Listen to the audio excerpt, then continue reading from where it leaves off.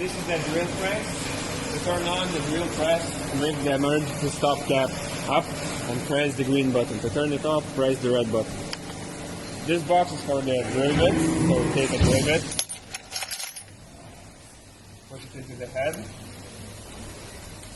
and use the key to make tighten. Now you can adjust the table height by turning this lever, switch, handle, and just simply press the green button to turn it on. And you can move the head down with this handle. To stop it, press the red button.